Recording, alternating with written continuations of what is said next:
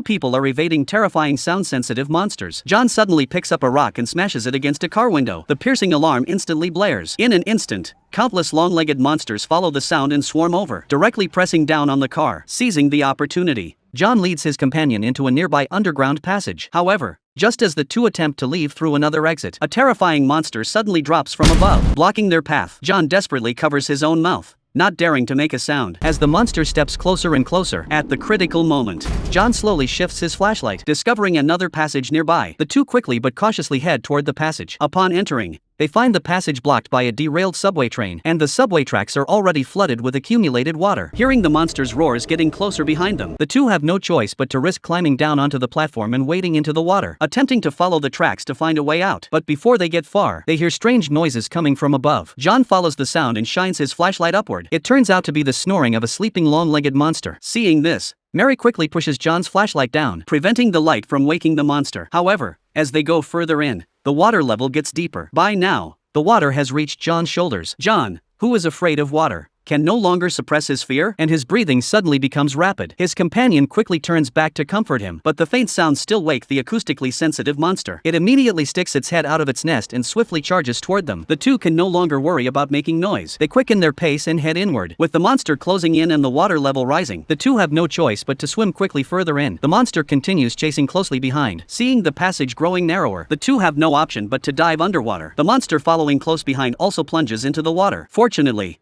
they swim fast enough and manage to avoid being caught by the monster. Unexpectedly, after struggling in the water a few times, the monster stops moving entirely. It turns out that although the monster's hearing is extremely sharp, swimming is its weakness. It ends up drowning in the water. Eventually, the two emerge through a breach and arrive at a church, where they decide to hide for a while. However, by this time, Mary, who is suffering from cancer, is growing weaker, and even drinking water has become extremely difficult. Seeing her in such pain, John decides to venture out to find medicine for her. Then, with the list of medicines provided by Mary, John heads alone into the highly dangerous outside world.